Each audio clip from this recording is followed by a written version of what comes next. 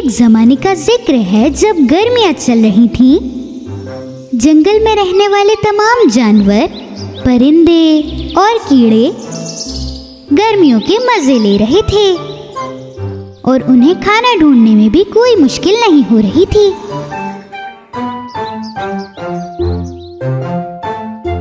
और grass hopper के लिए ये एक आम दिन था। वो अपनी जमा की हुई जड़ें खा रहा था और साथ में वायलिन बजा रहा था, एक पेड़ के नीचे बैठकर। ला ला मैं गाना गा रहा हूँ अपने वालन के साथ और मेरी आवाज भी कितनी खूबसूरत है। ला ला ला ला ला। जब उसने इतना बेसुरा गाना खत्म किया, उसे एक आवाज आई। उसने गौर से सुना। ये जानने के लिए ये आवाज किसकी और कहां से आ रही है, वो पेड़ के ऊपर चढ़ गया और उसने देखा कि काफी दूर से कुछ चींटियां अपने रास्ते पर जा रही हैं। बड़ी मेहनत से वो चींटियां अपने लिए खाना लेकर जा रही थीं, जो कि उन्होंने बड़ी मुश्किलों से ढूंढा है। ग्रास हॉपर जल्दी से नीचे कूदा और वो बहुत हैरान हो गया क्योंकि उसने देखा कि चींटियां गायब हो चुकी हैं। ये चींटियां कहाँ गायब हो गईं?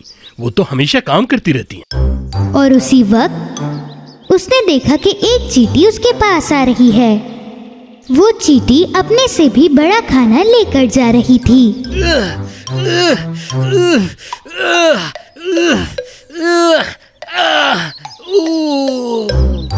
जब वो ग्रास हॉपर के थोड़ा करीब आया तो उसने वो गिरा दिया जो उसके हाथ में था।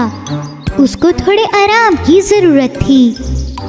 ग्रास हॉपर ने अपनी आंखें खोलकर उसे देखा।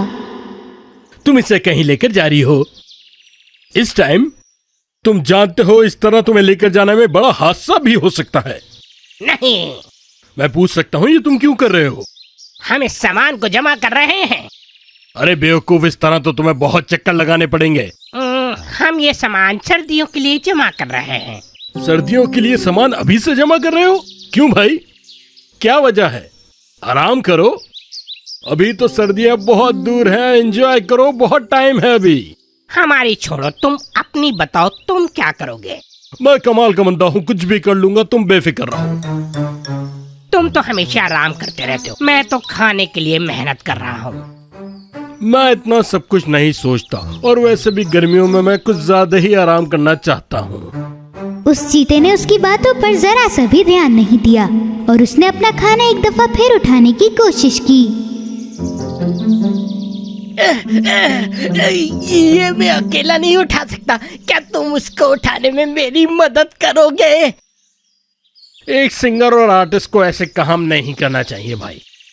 ग्रास हॉपर से ऐसा जवाब सुनने के बाद चीते ने ग्रास हॉपर को एक बहुत ही अजीब सा चेहरा बनाकर दिखाया और अपना खाना दोबारा उठाना शुरू कर दिया। चलो मैं तुम्हारी एक मदद कर ही देता हूँ।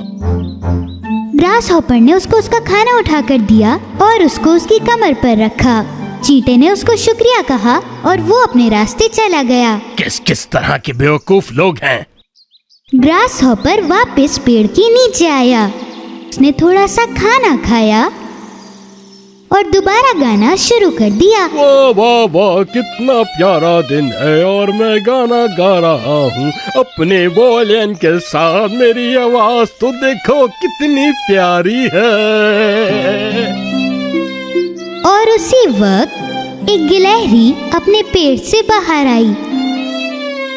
चुप हो जाओ, बस कर दो, अपना गाना गाना बंद कर दो, मैं यहाँ सोने की कोशिश कर रही हूँ।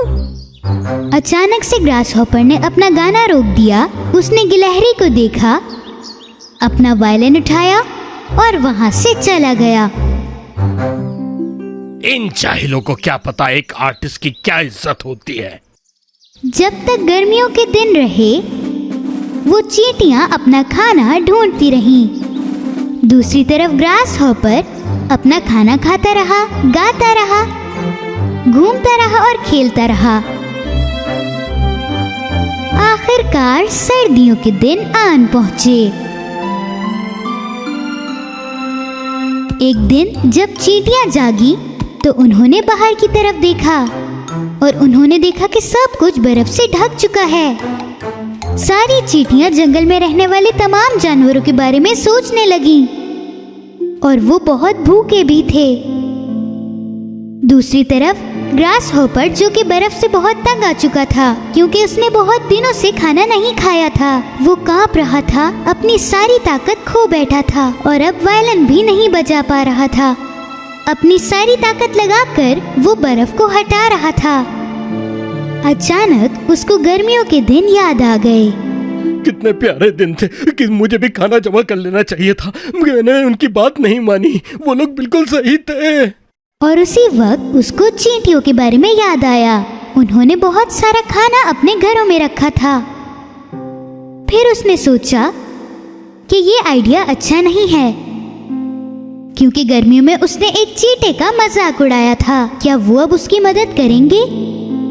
और अब ग्रास हॉपर को बहुत ज्यादा सर्दी लग रही थी।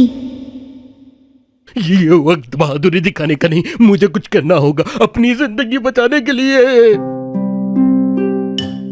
वो सीधा चींटियों के घर की तरफ आया। वो दरवाजे के पास आकर खड़ा हुआ और चीखा, कोई यहाँ पे है? मेरी मदद करो। कौन है? अंदर से उसे एक आवाज आई। ग्रास हॉपर ने अपनी सारी ताकत लगाकर जवाब दिया, मेरे दोस्त चींटी, प्लीज मेरी हेल्प करो। मैं हूँ ग्रास हॉपर, मुझे अंदर ले लो। और इस बार ये सब सुनने के बाद चींटियों की शहजादी वहाँ आई। क्या हो रहा है? किसको मदद की जरूरत एक है? बेचारा ग्रास हॉपर है जो हमेशा गाने गाता फिरता था। मुझे लगता है उसे भूख लगी है। जिसको भी मदद की जरूरत हो उसे कभी मना नहीं करना चाहिए। चींटियों की शहजादी और कुछ चींटियां बाहर आईं। ग्रास हॉपर सर्दी की वजह से बेहोश पड़ा हुआ था। चींटियों ने ग्रास हॉपर को उठाया और अपने घर में ले गए। ग्रास हॉपर को होश आया सिर्फ और सिर्फ चींटियों की वजह से। चींटियों ने उसे पानी दिया और खाना दिया। अब वो थोड़ा अच्छा महसूस कर रहा था। ग्रास हॉपर ने शुक्रिया कहा और छोटे चींटी के पास चला गया। मैंने तुम्हारे साथ बहुत बुरा किया। तुम लोग सर्दियों के लिए मेहनत करते रहे और मुझे कोई फिक्र ही ना थी। तुमने मुझे समझाया भी था पर मेरी समझ में ना आया। मुझे अफसोस है। ये तुम्हारे लिए एक अच्छा सबक है। हम भी गाने गाते हैं और एंजॉय भी करते हैं, लेकिन अपने मुस्तकबिल के बारे में पहले सोचते हैं। हमने खाना जमा नहीं किया होता तो हमारी हालत भी आज तुम्हारी तरह होती। ग्रास हॉपर कुछ दिन तक उन्हीं के घर पर रुका। अब उसकी तबीयत पूरी तरह से ठीक हो चुकी थी। जब जाने का वक्त आ गया तो चींटियों ने उसे कुछ खाना दिया। तुमने मेरे लिए जो किया उसका बहुत शुक्रिया। मैं तुम्हारा यह एहसान कभी नहीं भूलूंगा और आज के बाद लेजी कभी नहीं बनूंगा। क्या मेरी एक मदद करोगे? जरूर, बताओ मुझे तुम्हें क्या चाहिए। मेरे ख्याल से अब जब गर्मी आए तो तुम्हें म्यूजिक की प्रॉपर क्लास लेनी होगी ताकि लोगों को तुम्हारा गाना अच्छा लगे।